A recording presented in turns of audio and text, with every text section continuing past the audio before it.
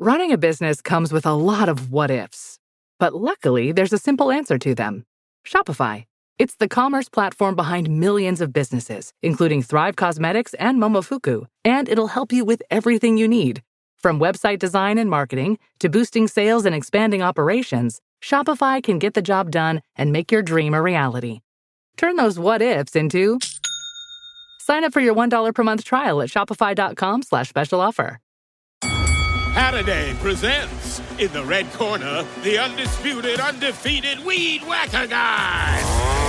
Champion of hurling grass and pollen everywhere. And in the blue corner, the challenger, extra strength Saturday. Eye drops that work all day to prevent the release of histamines that cause itchy allergy eyes. And the winner by knockout is Saturday. Saturday, bring it on. Let the Record Show with Judge Richard Weinberg and Chairman Jesse Garcia. Entertaining and informative. On the Red Apple Podcast Network. Welcome back to Let the Record Show. I'm Judge Richard Weinberg. With me is Chairman Jesse Garcia of the Republican Party. Jesse is the Vice Chair of the New York State Republican Party and the County Chair of the Suffolk Party. Eric Levine, noted commentator, attorney, and essayist. And joining us is our good friend, the senior senator from the state of Montana, Steve Daines. Steve is a notable member of both the House and the Senate from Montana. He led the very successful National Republican Senatorial Committee, leading to the victory of the Republicans to win the majority in the United States Senate. He's a member of the Finance Committee, the Appropriations Committee, the Energy Committee, and formerly served on Homeland Security. Senator Daines, honor and privilege to talk to you again, sir. Welcome to Let the Record Show. Glad to join you. So I'm going to turn you over, as I often say, to the searing cross-examination of our good friend, Eric Levine, and then we'll have you talk with Jesse, and if we have time, I'll pipe in as well. So, Senator, I turn you over to the searing cross-examination of Eric Levine, counsel. Senator, welcome. As I've told prior guests, I generally gauge the success of my cross-examination as to whether or not the witness is sobbing at the end of the questioning. Eric, you've got me at hello. You know right, that. Exactly. We'll try not to do any more than a whimper. That's okay. All right. So I'm ready. Great. So welcome. So you had an interesting article in editorial in yesterday's Wall Street Journal, a peace deal for Armenia and Azerbaijan. And I have to say, if I had to guess, the majority of our listeners, not only could they not find Armenia or Azerbaijan on a map, they probably couldn't tell you that they'd ever heard of Azerbaijan or Armenia. So what is it that was so important about a peace deal between these two countries that you felt compelled to write about? Right. Well, look, first of all, Azerbaijan is the only country in the world that borders Russia and Iran. They're part of the Caucasus. The Caucasus comprise Azerbaijan, Armenia, and then Georgia. They're sandwiched, of course, in between Russia and Iran. Keep in mind, Azerbaijan has been absolutely critical to Israel's survival. One of the leading suppliers of oil to Israel, about 40% of Israel's oil, actually comes from Azerbaijan. And post-October 7th, the horrible Hamas terror attack, when many countries were bailing on Israel, Azerbaijan stepped it up and actually increased their oil supply to about 60% of what Israel needed. So there's a very important relationship between this Sunni Muslim country, Azerbaijan, and Israel. Keep in mind that the Azeris comprise about 20% of the Iran population. There's about 90 million people in Iran. The second largest ethnic group in Iran are actually Azeris from Azerbaijan. So you start to see the critical importance of Azerbaijan to the geopolitical map. Now, historically, Russia has been the power broker and player in that part of the world. If we can strike a peace deal between Azerbaijan and Armenia. Now, Armenia is one of the oldest Christian countries in the world. They're about 95% Christian Orthodox. So you have this Muslim country that's basically been at war with Armenia, a Christian country, for some 30 years. And suddenly, with President Trump's election, his diplomacy and the peace through strength doctrine, these two countries now are on the cusp of signing a peace deal and actually starting to cooperate in opening up critical supplies of oil, natural gas, and critical minerals from Central Asia, those 5 countries, through this corridor, and then heading more towards Europe and the West instead of to Russia and China. So this is a critical, important moment. It's underappreciated. I was there in May meeting with the president of Azerbaijan, President Aliyev, and then I went to Armenia and Yerevan, their capital city, and met with Prime Minister Pashinyan, and they are on the cusp of making this peace deal. Why? Because they would both come to Washington, D.C. with President Trump and get this deal. This is like another Abraham Accord moment that's going to reap some important dividends, not only for the United States, but for the West. And, of course, the Russians and the Iranians are not happy. What I think was particularly interesting about this, I believe that Azerbaijan is a Shiite nation, not Sunni, and that its primary reason that it is at loggerheads with Iran is because they are a secular Shiite nation, and Iran, of course, is a theocracy, also a Shiite nation. As you correctly point out, roughly 30% or more of the Iranian population are Azaris, and with a loyalty to Azerbaijan in many cultural respects. Yeah. And that as recently as 2020, there was a fighting war between Armenia and Azerbaijan. The Iranians and the Russians were backing Armenia, and the Israelis and the Turks, of all people, were backing Azerbaijan. And so Azerbaijan won that war. So that was a defeat for Iran and Russia. But even still and yet after that war, there was no peace agreement between Azerbaijan and Armenia. It took, I believe, Israel's defeat of Iran in the most recent war and Russia being humiliated by being forced out of Syria and also being weakened throughout the Middle East and being tied up in Ukraine, that now the Armenians are probably sensing that their interests lie best making a deal with Azerbaijan and dealing with the Americans rather than relying on the Iranians and the Russians. So I think that President Trump's decision to attack Iran has in many ways led to this peace agreement. Yeah, no, and Eric, thanks. I was incorrect. They are Shiites, and I knew better than that. But that's exactly right. You've got this tight relationship in the past, just in terms of ethnic and religious connections between Azerbaijan and Iran. But with the weakening of Iran, this now sets up an incredible moment. They've always been such a strategic partner for Israel, Azerbaijan has, and now we have a chance to bring peace to a decades-old conflict between Armenia and Azerbaijan. And this really opens up the corridor when you think about Central Asia, Kazakhstan, Kyrgyzstan, Uzbekistan, Tajikistan, Turkmenistan, these 5 countries that border. You've got China to the east, you've got Russia to the north, you've got Afghanistan to the southeast, and Iran to the southwest. They refer to themselves as living in a submarine. They're submerged in a very, very difficult neighborhood.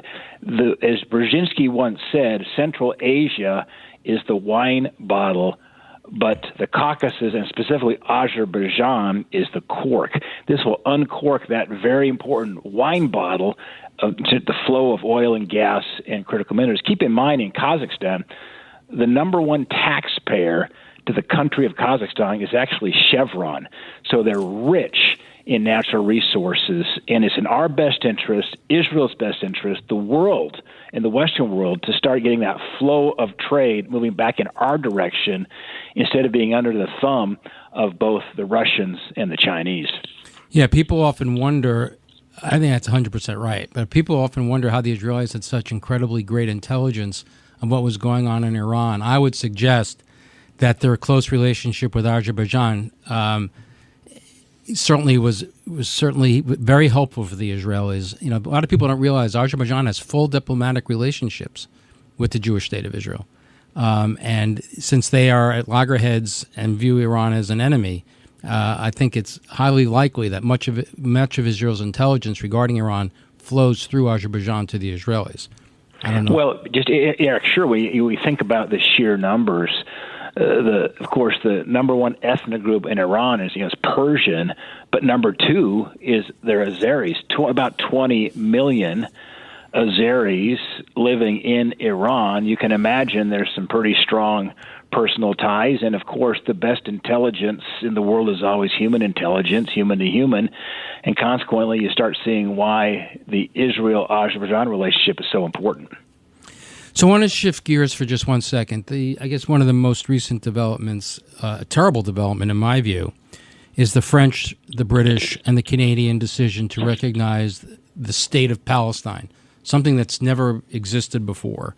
So under international law, on the Article 1 of the 1933 Montevideo Convention, it defines statehood as a permanent population having a defined territory, an effective government, and the capacity to engage in relations with other states.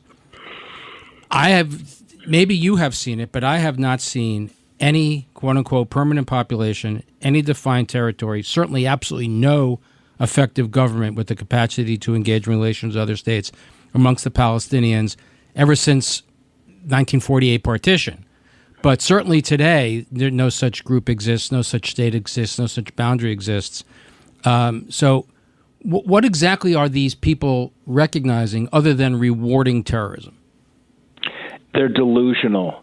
I'll tell you what, Eric, very thankful for President Trump's moral clarity on this particular issue. Incredibly disappointing. I'm glad to see President Trump with a full-throated condemnation of the suggestion, the support from France, from the UK, and Canada so far anyway, that somehow there should be a two-state solution, that they would support that as Palestine as a state. And this does nothing except reward Hamas's atrocities. If you are from France, if you're from the UK, if you're from Canada, the first thing you should be saying is shouting from the rooftops to Hamas, release the hostages. Have they forgotten who began this attack on October 7th? President Trump hasn't forgotten it. I tell you, most of us here on the Republican side of the aisle, virtually all of us, haven't forgotten that. And frankly, it's shameful to see what France, the UK, and Canada are saying. I mean, we all hope someday there possibly could be a two-state solution, but look, that's between Israel and the Palestinians. We already have an example of a failure of a two-state solution, and that's Gaza. When Israel withdraws in 2005, they said, okay, look, it's yours. And what happens? Hamas shows up, radicalize, take over via elections. And who suffers? The Palestinians suffer because of the rule of Hamas. So this is a moment when we've got to step back and say, it's none of your business, France, UK, and Canada. That's between Israel and the Palestinians. If they want to start a discussion, a possible two-state solution, of course, it always will begin with the Palestinians saying that Israel, the Jewish state of Israel, has a right to exist. And we all know better looking at the map of Israel, of course, the size of New Jersey, and what happens if you had some kind of a two-state solution with the West Bank. You've got that narrow band of just 9 miles be from the West Bank to the sea, and there's a position there that would put Israel in an incredibly vulnerable spot. And Israel must be able to defend for herself and define her future, not have France, the UK, and Canada tell them differently. Well, among the most ridiculous aspects of this is this complete amnesia about history. Of course, in 1948, with the UN partition plan, supposed to create a Jewish state of Israel and an Arab state, the Jews said yes and the Arabs said no and attacked and tried to destroy it. In 2000, President Clinton famously negotiated a two-state solution between Ehud Barak and Yasser Arafat. Arafat said no. Jews said yes. And then Arafat launched the Second Intifada. In 2005, as you previously pointed out, Ariel Sharon withdrew every Israeli, every Jew from Gaza. And there was not a single Jew in Gaza from 2005 until October 7th, 2023. And what did Hamas decide to do with that? It turned it into a terrorist hellhole. But what is most bizarre is that in 2008, George W. Bush negotiated a two-state solution between Israeli Prime Minister Ehud Olmert and Mahmoud Abbas, the current head of the Palestinian Authority. And Abbas said no. He was offered a state, and he said no because he refused to recognize the existence of a Jewish state within internationally recognized and secure boundaries. But all of a sudden, of course, they are now, whether it's Macron or Carney or Sturmer, they are all pointing towards Mahmoud Abbas as the savior of this and the Palestinian Authority of all this. What makes them think that Abbas, who is now in the 19th year of his 4-year term, is all of a sudden going to be able to deliver the Palestinian people or peace? This guy has absolutely no credibility amongst the Palestinians. He's despised by the people he supposedly governs. He's corrupt, he leads a kleptocracy, and nobody cares a damn what he says. So this notion that there's going to be reliance on Mahmoud Abbas seems somewhat ass-backwards to me. I'm not sure. Maybe you see it differently. No, Eric, you've got it spot on, as usual. It's playing right into Hamas's hands, and it's remarkable the lack of understanding, the lack of knowledge of history, as you just pointed out, that the leaders from UK, Canada, and France have, and they're basically just they're yielding to the whims of the left in their countries that are proposing this kind of a nonsensical and frankly a very dangerous kind of proposition in a moment when Hamas needs to be eradicated and the hostages need to be released. That is the way you start the beginning of a peace process in Israel, is with the eradication of Hamas, to have Hezbollah completely neutered, to have the Houthis completely neutered, and to have Iran at its heels. That's the beginning of peace. It goes right back to Reagan's peace through strength doctrine. There's only one thing these groups that oppose Israel understand, and that is strength. They will respect strength. They will exploit weakness. Very well said, Senator. Senator, I'm going to turn you over to Chairman Garcia of the Republican Party. Jesse. And thank you for your service. And first of all, as being a local Republican county chairman and a vice chair of a state chairman committee, I truly appreciate the work that you did to recapture the the Senate majority for Republicans and give us the control of that chamber, a critical component to moving forward with the America First agenda. And I really had a question about the economy and some of the federal appointments and presidential appointments that maybe have been stalled a bit in the Senate. But I was reading up on you, and something that always captures my imagination is your work where it on critical rare earth minerals and needing to end America's dependence on foreign critical rare earth minerals as a source for our material and our components here. Can you tell us, I mean, first and foremost, what are the options America has, or the American economy has, to first continue to grow its economy, and from a national security point of view? What sources? Because I see that President Trump has been making that a critical part of his diplomatic agenda with countries, I would be in Africa, and of course with Ukraine. Yeah, well, it's a great point, and it's not talked about enough. But when you think about the future of our economy, as we're going to continue to need a lot more energy, I mean, the biggest constraint to the future of America and our innovation is actually going to be energy. We need more electrons. You think about the advent of AI, the data centers, and so forth. I can tell you, 5 years ago when I met with the leaders of the top tech companies, U.S., whether it's AWS, whether it's Google, or it's Microsoft, 5 years ago the constraint was talent. We needed more skilled software engineers, programmers, tech talent. Today the constraint is energy. I'll tell you what, thank God Trump won the election in 24, because the Biden administration was absolutely moving at 100 miles an hour to shut down baseload power and embrace this green hallucination that somehow we could run the world on windmills and solar panels. I'm not opposed to renewable source of energy, but it is not a solution when you need more baseload power, and intermittent sources do not fit that bill. As it relates to critical minerals, there's a two-track solution here. One, of course, is continue to develop those possibilities in the United States. We have critical minerals. We have deposits. The challenge we face in the United States is getting permits and getting mines and processes permitted and constructed when you still have some of the activist judges on places like the Ninth Circuit Court, which Montana is a part of. I've been spending 35 years in the state of Montana trying to get a copper mine permitted, but we can't because of the Ninth Circuit Court and radical environmental groups. So we have another track, and that's friend-shoring our critical minerals. You mentioned possibly Ukraine, possibly there in Africa, possibly in Central Asia. This comes back to the point in Azerbaijan and Armenia. Opening up that central corridor is critical to opening up critical minerals and oil and gas to flow out of Central Asia into friendly countries like the United States and possibly Europe. So that's the two tracks, friend-shoring and onshoring. Senator, it's Judge Weinberg again. You raised a very good point, something I'm concerned about as a former judge, which is the Senate needs to move the judicial nominees, because what you've had, and I've watched this with great angst since President Trump began the second term, of these activist judges doing everything in their power, using national injunctions to block legitimate actions of this administration. What are your thoughts about that?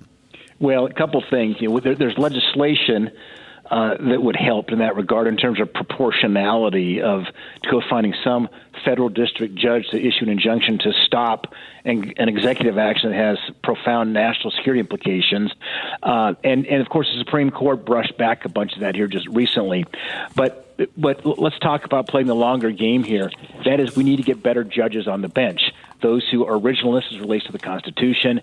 Had President Trump won the election in 2020 and had a Republican Senate, we would have virtually flipped every one of the circuit courts, everyone, including the Ninth, to be a majority of Republican-appointed circuit court judges. That we lost ground, of course, with Biden, but we're back on offense again. And one of the most important votes I take as a U.S. Senator is for federal judges, whether it's federal district judges, circuit courts, or Supreme Court. These are lifetime appointments. And our founding fathers, I think, would be shrieking if they saw how much power the judicial branch now has. It was always meant to kind of take a back seat and ensure that the laws being made, actions taken were constitutional. Now, of course, so many courts have become lawmakers versus interpreting the law to make sure they're in accordance with the Constitution. So this is a really important part of why the Senate majority was important that we won last fall, was to make sure we can move President Trump's nominees through the Senate and get them on the bench as quickly as possible. Well, Senator, it's time for us to take a hard break. On behalf of Chairman Garcia, Eric Levine, and myself, it's a delight to talk to you again, sir. It's always a pleasure to see you when you're in New York. You're a great leader of the United States Senate. You're a great leader of America. The country is very fortunate to have somebody of your ability, experience, and integrity in such an important role. Thank you for joining us on today's show, and we look forward to having you back again soon. Thank you very much, Senator. Thank you. You're very kind. Thank you, Steve. Appreciate it. Thanks, sir. Bye-bye. We're taking a break now. This is Let the Record Show. We just had the privilege and pleasure of speaking to the senior senator from the state of Montana, Steve Daines, a great leader, a businessman, former member of Congress, and now the Senate, a man of enormous ability. And to meet him in real life is a great pleasure. We've had him on. We'll be back in a few moments with more important and interesting conversation. So please stay tuned. Let the Record Show with Judge Richard Weinberg and Chairman Jesse Garcia on the Red Apple Podcast Network. When you're having a baby, there's a lot on your mind. At Northwell's Staten Island University Hospital, you can rest easy with our reimagined labor and delivery experience. Our new Grapuso Women and Newborn Center provides private suites, overnight accommodations for a loved one, and a top-level NICU. All powered by the team that cares for the most moms and babies in New York. It's care made for Staten Island and made for you. Visit northwell.edu/newbaby. Staten Island University Hospital. Raise health. Hank's the family fixer, always with his tool belt. But living with prostate cancer, he needed help. He asked his doctor about Xtandi and enzalutamide. Xtandi 40 milligram tablets treats men with prostate cancer that has spread to other parts of the body and responds to a medical or surgical treatment to lower testosterone. Xtandi may cause serious side effects: seizure, a brain condition called PRESS, allergic reactions, heart disease that can lead to death, falls and bone fractures, swallowing problems, or choking that can lead to death. Stop Xtandi and get medical help at once if your face, tongue, lip, or throat start swelling. Tell your doctor at once if you faint, have a seizure, quickly worsening headache, decreased alertness, confusion, vision problems, chest pain or discomfort, or shortness of breath. Xtandi can cause harm to an unborn baby or miscarriage. Use birth control during and 3 months after Xtandi. Common side effects include muscle and joint pain, feeling unusually tired, hot flashes, constipation, less appetite, diarrhea, high blood pressure, bleeding, falls, fractures, and headache. Talk to your doctor and visit Xtandi.com. This podcast is supported by Progressive, a leader in RV insurance. RVs are for sharing adventures with family, friends, and even your pets. So if you bring your cats and dogs along for the ride, you'll want Progressive RV insurance. They protect your cats and dogs like family by offering up to $1,000 in optional coverage for vet bills in case of an RV accident, making it a great companion for the responsible pet owner who loves to travel. See Progressive's other benefits and more when you quote RV insurance at Progressive.com today. Progressive Casualty Insurance Company and Affiliates. Pet injury is an additional coverage and subject to policy terms. Honey Bunches of Oats es la forma perfecta de empezar el día con tu familia. Con hojuelas crujientes y miel de verdad que a los niños les encanta. Además, deliciosos trozos de granola, nueces y fruta que todos van a disfrutar. Honey Bunches of Oats es para todos. Toca el banner para saber más. Let the Record Show with Judge Richard Weinberg and Chairman Jesse Garcia. Entertaining and informative. On the Red Apple Podcast Network. Welcome back to Let the Record Show with Chairman Jesse Garcia of the Republican Party. Jesse is the Vice Chair of the New York State Republican Party and the County Chair of the Suffolk County Republican Party. With us is our good friend, esteemed colleague, noted attorney, commentator, essayist, Eric Levine. I'm Judge Richard Weinberg. Well, we just had Senator Steve Daines on.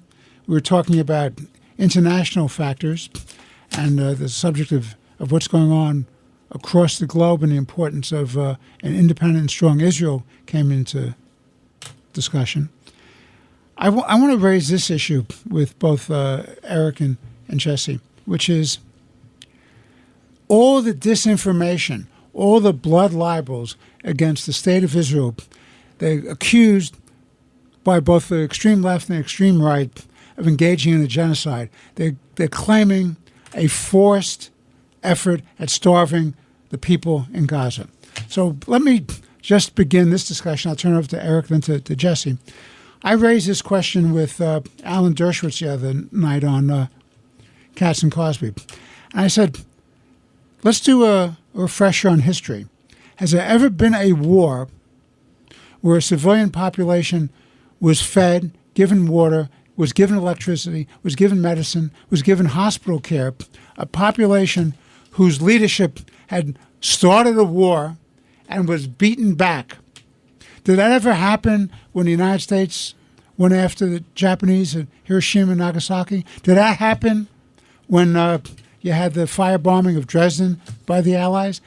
This is the first time, to my knowledge, gentlemen, in the history of warfare, going back thousands of years, where somebody is claiming that they have a right to be fed, clothed, medical attention, medical supplies, water, and electricity, while their leaders persist in holding hostages, raping, torturing, murdering these people, and will not give the hostages back.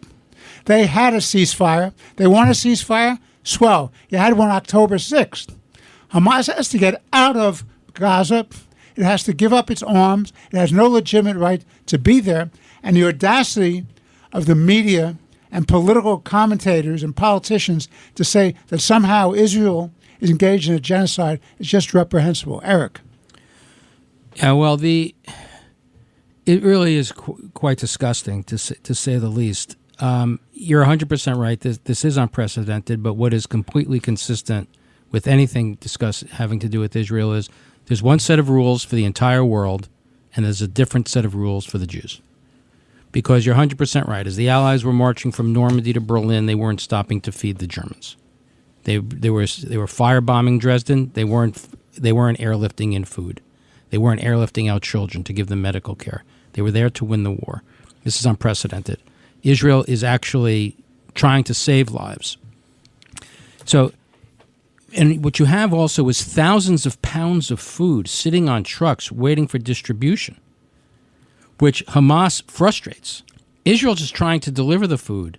So Hamas either attacks Palestinians that are trying to get to the food, they attack the convoys that have the food, they steal the food, and then they try to sell it at outrageous prices and then use that money to pay their, Hamas terrorists. Or they use the food as leverage. They force parents to have their children join a guerrilla war on behalf with Hamas to fight the Israelis, and only then will they give them food. The Israelis are trying to save lives. The Israelis are trying to get the food in there, and Hamas and the UN are frustrating those efforts. But just to put it in a slightly different historical context, in the South Sudan, there's approximately 7.7 million people in the South Sudan who are experiencing what they call food insecurity, and over 2.3 million children are malnourished, and approximately 500,000, I'll say that again, 500,000 people have died from starvation. In Gaza, where everybody's hair is on fire, and the sky is falling, and the Jews are committing genocide, Allegedly committing genocide, there are roughly 150 people documented dying from starvation. 150 in Gaza, 500,000 in South Sudan, and what do you hear about? So that by itself should really put this into context. And Richard, to your point about the media, we all saw this very famous, heart-rending picture of this young boy, Mohammed al-Mutawag, with his spine, his mother's arms, with his spine protruding, his ribs protruding. The problem is that two things. The first is he wasn't starving. The young boy, unfortunately, has cerebral palsy, and this is just his physical being. The picture that you saw on the front page of the New York Times and the Washington Post and was plastered on CNN and for the world to see was cropped. Right next to him was his older brother, who was well-fed and healthy, and his mother was well-fed and healthy. But they withheld the information that this kid had cerebral palsy.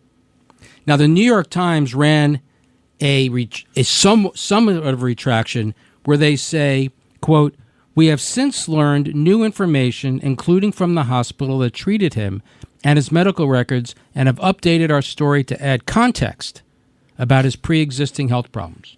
What's the context? Yeah, It was deliberate distortion. Of course it was deliberate distortion. And even there, they still don't tell you what it was, and they still don't come out and say he was not starving and that his brother was well-fed and his mother was well-fed.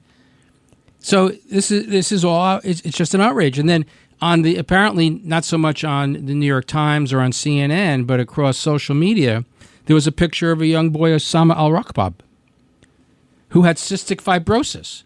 But it was the same MO. It was held out as if this young boy was starving to death, but he wasn't. He had this serious condition, and you know where he is now? He is in Italy now.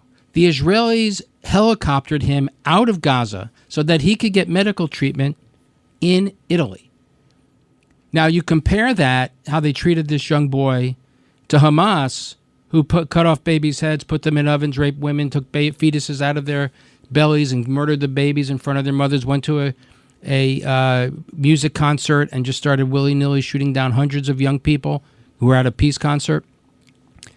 Somehow the Israelis are vilified. They are the ones committing this supposed genocide and this forced starvation. It's an absolute lie. The media knows it, but they bray it anyway because it's part of their narrative. The UN is all part of it. And it is up to us, and it's up to people in power who know, to call this nonsense out. But I think when you come back and you talk about this bigger lie of the concept of a genocide, there are 2 million people that live in Gaza. If Israel wanted to wipe out all 2 million of them, they could have probably done it in a couple of days. But how many of the 2 million have died? If you listen to the UN, who gets all their information from Hamas-related sources, somewhere between 53,000 and 60,000 people have died. And it is the Israelis have documented that they have killed between 25 and 30,000 Hamas terrorists. So that's roughly 30,000 people among 2 million civilians that have died. It's roughly a ratio of 1 to 1. Civilians to terrorists, to combatants. If you compare that in history to other urban warfare, just take, for example, the American experience in Fallujah.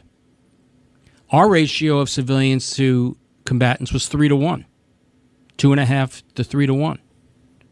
No one accused the Americans of committing genocide because, of course, we weren't. And neither are the Israelis.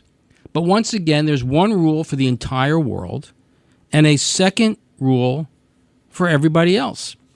And I think there's another important point to make. Why do we see this?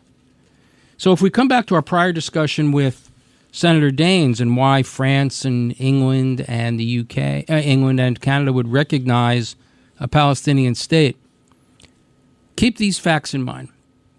In France, there are approximately 6 million Muslims in France, which represents approximately 10% of the French population. There are 500,000 Jews, which represents approximately 0.7% of France's population. In England, there's approximately, in Canada, let's say, in Canada they have approximately 1.77 million Muslims, approximately 5% of the population, and 335,000 Jews. And in England, as of 2021, there are obviously more, 4 million Muslims in the United Kingdom, representing approximately 6.5% of the population, 320,000 Jews representing 0.5 of the population. You think this is about politics, Eric? Oh, God. So when you have Western countries like France and England and Canada completely giving up on Western civilization because you have this huge influx of Muslims into their countries, what do we expect is going to happen in the Arab world? Now, that's interesting because what hasn't been getting a lot of publicity, contrary to the French and the British and the UK, who have been calling out for the Israelis to make all concessions and for Hamas. You'll notice when they called for this Palestinian state, there's never any call for Hamas to do anything. It's just that the Israelis have to make concessions. But what was interesting is that the Arab League, for the first time in its history, unanimously called for, quote, in the context of ending the war in Gaza, Hamas must end its rule in Gaza and hand over its weapons to the Palestinian Authority with international engagement and support in line with the objective of a sovereign and independent Palestinian state. Now, I don't agree with the entire statement, but at least the Arab League is calling for Hamas to surrender. The French aren't, the British aren't, the Canadians aren't, and it's all because of this different perception of how the Israelis should conduct their wars. But the Arabs know who the Palestinians and who Hamas is. They are Muslim Brotherhood, and they pose a real threat. Jesse, your thoughts? Number one, let me just go to the politics. I do believe that there is politics at play here. And I do, first of all, the fact that this is, I believe, a clear example of the European Union and its open borders, where basically there is no control of any type of well said. 100%. That's the key. They've totally destroyed Europe. And we talk about, and I think you have to, when you look at this, you have to use the term rising threat and also the word infiltration. Those are not my words. Those are the words of the French government and the Canadian government that has spoken about this, about the Muslim Brotherhood and those and their like-minded allies who have been going into their nations without checks, without balances, without any immigration standards, just no borders, and have been infiltrating their governments and their institutions. First and foremost, I think that one of the things we have here is war is tragic. War, unfortunately, the darkest part of the war is that innocent people do get hurt. But let's not forget, and let's maybe remind everyone that it was not Israel that began this war. It was Hamas in a secret attack that went after innocent people in Israel. And they like we did as the United States when we were attacked on September 11th, had to protect its citizenry. That's our first level of government here. But now when you speak about these issues, and everyone's right, it seems like Israel, the wokeism doesn't exist in war. Those like the Hamas understand that. Unfortunately, those in Europe, in the legacy media, they believe that there is wokeism in war, and that the entity that's been attacked and victimized should be the ones that sacrifice everything or give up everything. That's not the way it's going to be, and I am very thankful. And even as Senator Daines has said, thankful that President Trump has given his full-throated support, both in action and in diplomatic moves, to the state of Israel in this matter, especially with Hamas. But the issue here is that when we speak about starvation and when we speak about atrocities in war, what is the source? The Gaza Health Ministry, which has time and time again has been exposed for providing misinformation that the legacy media has latched on to, only to have to unwind and recant later on. Now, I understand the New York Times, they recanted or tried to in a half-assed recant of their story, but did it occur on page one? Did it occur with the same volume and the same impact in which they used information that was wrong? No, not at all. Because even as they tried to correct their story because they were duped or they did it on purpose, they still don't want to change the narrative that they're going with. And that's one of the biggest problems we have here. And why I don't believe that we can trust the Gaza Health Ministry. They've overinflated numbers of those casualties. They've overinflated everything. And again, you and Eric have pointed out, what's the biggest impediment to getting aid to the civilians in Gaza? It's Hamas. And I cannot believe that countries like France, the United Kingdom, and Canada are looking now to recognize a Palestinian state. And here's the politics now. I'll conclude with my political question. Could this be not only a combination of the fact of growing migration of the Muslim population into these nations and them taking care of their own domestic elections or politics, but could this be a reaction to, some of the outspokenness that came out from the most recent visit by Trump in Europe, where the European Union reached its a trade deal with the United States, which it seems like the United Kingdom and especially France had some issues with, specifically President Macron? Well, good question. We have to take a break. This is Let the Record Show with Chairman Jesse Garcia of the Republican Party, noted commentator, essayist, and attorney Eric Levine. I'm Judge Richard Weinberg. Please stay with us. We'll be back in a few short moments with our final segment with more interesting and important conversation. Please stay with us. Let the Record Show with Judge Richard Weinberg and Chairman Jesse Garcia on the Red Apple Podcast Network. BTW, FYI. Visit Nexplanon.com RN to learn about Nexplanon. It's an adjustable implant, 68 milligrams radio pain. Or ask your HCP IRL. Okay, TTYL.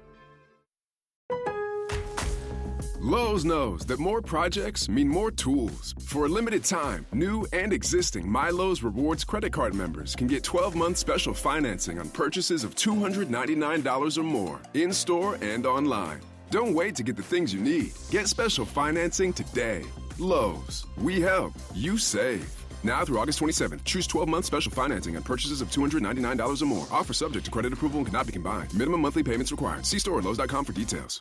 At Arizona State University, we're bringing world-class education from our globally acclaimed faculty to you. Earn your degree from the nation's most innovative university. Online. That's a degree better. Learn more at asuonline.asu.edu. Life is a workout, and Smoothie King is here to help you power through. Whether you're crushing morning miles or sprinting through back-to-back meetings, give your body the energy, protein, and power it needs to help you conquer your goals. Only at Smoothie King. Let the Record Show with Judge Richard Weinberg and Chairman Jesse Garcia. Entertaining and informative. On the Red Apple Podcast Network. We're back on Let the Record Show with our final segment of today's show with Chairman Jesse Garcia of the Republican Party, noted attorney, commentator, and essayist Eric Levine. I'm Judge Richard Weinberg. So I want to raise this issue to you, gentlemen, and then feed into the situation we're confronting in New York. This is something that's been troubling me for a long, long time. It's not a coincidence that you have political and social problems and cultural unrest in these European countries because, as Jesse correctly points out, the open border situation that the EU brought and Merkel letting everybody in. You know, once you get this EU passport, you just jump from country to country to country.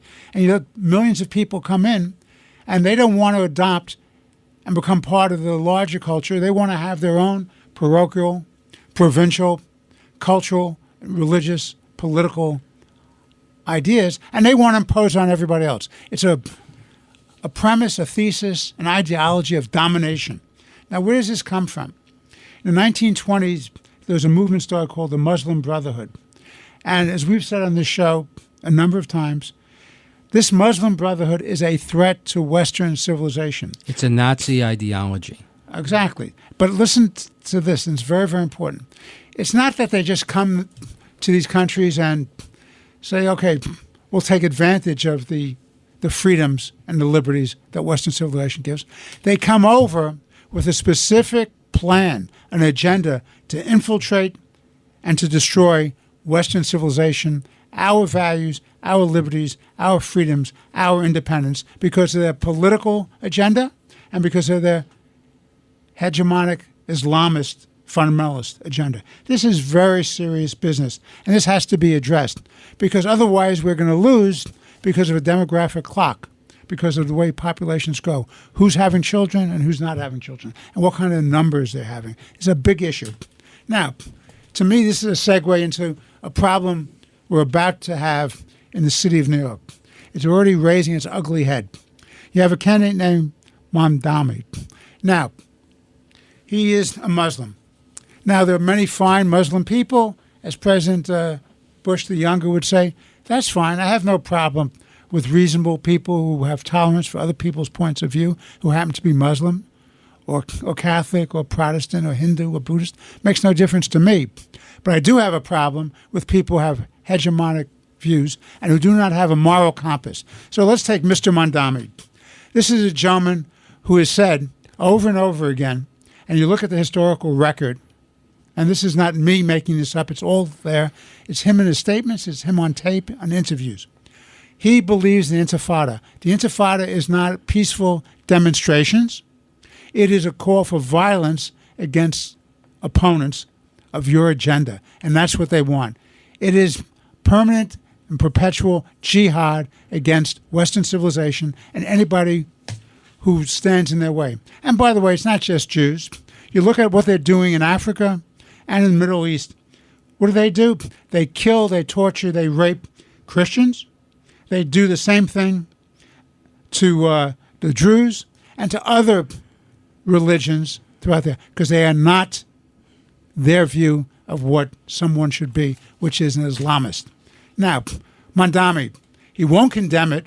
He said, we won't use the words anymore. Well, that's very nice, Mamdani. You're not going to use the words, but you've called for Intifada, which is violence against your fellow citizens, violence against your fellow human beings. And this is a fellow who's totally against the police. So unfortunately, in this tragic situation that occurred the other day on Park Avenue, the police officer was named Islam, and he was a devout Muslim, but a decent man who came to this country. He's a hero. He's a hero. He came here to protect and serve and protect the citizens of New York, regardless of their race, creed, national origin, or religion. So he time and time again, that is Mamdani, has criticized the police, called them Nazis, called them stormtroopers, called them every name in the book, wants to defund them, wants to replace security with social workers. Oh, that'll work out swell in a heated, violent confrontation. And what else does he do? He's against private property. He's for taxing anybody who is doing a little bit better in the world. He's for redistribution of income. He's for free this and free that. He wants to freeze rents. Oh, that's a great idea. Freeze rents. What does that do for you? People will not build, so you have no housing. People will not invest in maintaining their housing, so they'll have abandoned buildings, and buildings will be abandoned, and the Bronx will be burning like it did historically. People will just leave. 400,000 people have left the state of New York in the last 3 or 4 years.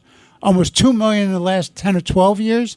We're losing our tax base. We're losing our people who create jobs, services, economic and cultural opportunities. People who support the arts, the cultural institutions, the charities, the hospitals. So that's what you have. And what are the failed states in the United States of America? They're all blue states. Why? Because of overregulation, overtaxation, tolerance of disruptive behavior. And what do we have? We have Illinois, a failed state, democratically run. California, a failed state, democratically run. Massachusetts, a failed state, democratically run. New Jersey, a failed state, democratically run. New York, on the cusp of being a failed state, democratically run. Jesse, your thoughts? Well, I want to second and echo everything that you just said. And I will tell you that New York is a failed state based on its policies, that a one-party rule in New York City and in Albany have led to us. But let's speak about Mamdani. Let's speak to the fact that he tried to flip-flop in the wake of the tragedy that took the life of 4 New Yorkers, one New York police officer, 2 years on the job, an expected child on the way. He has children already. Even in the face of that, Mamdani 16 times in a 12-month period tweeted about defunding the police. You don't do that and change your stripes over experience. What experience has he had? He hasn't had any experience. The only reason that he is now changing his position or trying to flip-flop is for the purposes of an election. That's it. That's very clear, and the people of New York better see this. And you pointed out, there's an issue about overtime in the police department. Every candidate will probably need to address it. How does he want to? How does Mamdani want to address this? By spending billions on social workers, not on more cops, to offset the overtime or to make our community safer or to prevent the next mental incapacitated individual from going on a shooting spree and taking the life of innocent civilians and a police officer. No, it's social workers. That does not work. And you know what? Why don't we just listen to the voice and the words of the widow of the slain police officer, who just simply does not believe, despite Mamdani trying to make peace with the family, that he has flip-flopped his position. This is an individual who is far left. He is the face of the Democratic Party, both in New York City, the state of New York, and now nationally. He's been embraced by either silence or by direct endorsement by the Democrats. And he is the one that, since 2020, has targeted cops. And now he is targeting federal law enforcement officers, whether you want to call them ICE or FBI and such. Because why? Because they're trying to arrest and deport those illegal aliens with violent records and criminal records here and take them off our streets. The people of New York City need to wake up, and the people of New York State need to wake up, and the people of America need to wake up, because this is the new Democrat Party that needs to be stopped at its foundation, at the grassroots. Eric. Yeah, so I think this most recent horrific event in Midtown really highlights why Zohran Mamdani absolutely can never be mayor. So we talk about Jarul Islam. He was the police officer who was killed, who was murdered. You know, let's look at, so you talk about what he has said about the police, but let's take the quotes. Quote, "We don't need an investigation to know that the NYPD is racist, anti-queer, and a major threat to public safety. What we need is to defund the NYPD."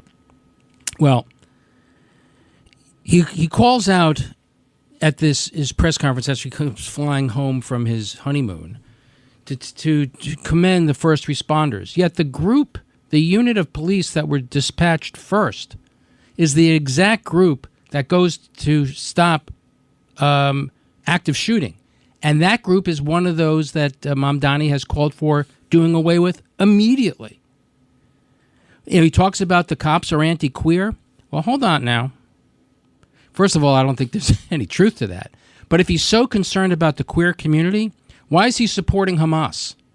If you are gay, if you are any member of the LGBTQ community, that's a crime punishable by death in Hamas. And enforced. And enforced. If you live in Gaza and you are found to be gay or queer, you will be thrown off a roof, or you will be hung by a crane after being dismembered. So spare me that you care about the queer community. You only hate the cops. So what else does he say about the cops? All this misery, all for money. In this last budget, the city council tried to make the NYPD reduce its overtime budget by half. They simply refused. There is no negotiating with an institution this wicked and corrupt. Defund it, dismantle it, end the cycle of violence. That is Mamdani's view of the police. So in this active shooting scenario, had this guy not killed himself, Mamdani's solution was to send social workers, not cops. He's absolutely not qualified for public safety. Now let's talk about the others that were killed. Julia Hyman, who worked at Rudin. She was buried the other day. She was Jewish, so you'd be buried within 3 days of your death, traditionally. The synagogue in Midtown was overflowing with mourners. I would suggest primarily Jewish. And I would suggest, almost to a person, Zionists. For Mamdani to be a Zionist is to be evil and to be worthy of death. That's what globalized the Intifada is. Richard, to your point, you're 100% right. He says, don't use the term, but it's all right to think about killing Jews. Wesley LePatnier, the woman who was killed at Blackstone. How dare he, Mamdani, how dare he eulogize her by showing what a wonderful person is because she works for UJA and is involved in her children's Hebrew day school at the Heschel School. I guarantee you, I've never met this woman.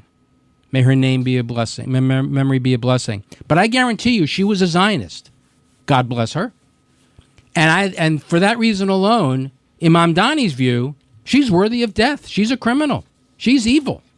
And yet this guy wants to be a mayor of this city. And the last person who was killed, Alain Etienne, I don't know anything about the man other than he was a security guard. He was obviously there to do his job and to protect people. And my heart goes out to his family who are mourning his loss. Now, I don't know what his story is, but I am certain that in some way Mamdani has contempt for him. So this guy, if this shooting shows nothing, it shows that Zohran Mamdani is not qualified to be the mayor of New York. That's a very important role. I mean, I hold the guy in under contempt as it is, but he's certainly not qualified to be mayor. Let me be clear. I've said this a number of times. I'll say it again. Mamdani is a clear and present danger to public safety, law and order, and the continued viability of the city of New York, the state of New York, and indeed the country. This has been Let the Record Show with Chairman Jesse Garcia of the Republican Party, noted attorney, commentator, and essayist Eric Levine. I'm Judge Richard Weinberg. Thank you for listening. We look forward to being back with you again next week. God bless you, God bless your families, and of course, God bless America. Thank you for listening. Thanks for listening to Let the Record Show. You can hear Let the Record Show Sunday mornings at 6. If you like the podcast, share it with your friends and listen anytime at WABCRadio.com and download the WABC Radio app. Hit that subscribe button on all major podcast platforms. Plus, follow WABC on social on Instagram, TikTok, Facebook, and X. See you next time for a new episode so you never have to wonder. What the heck is going on here?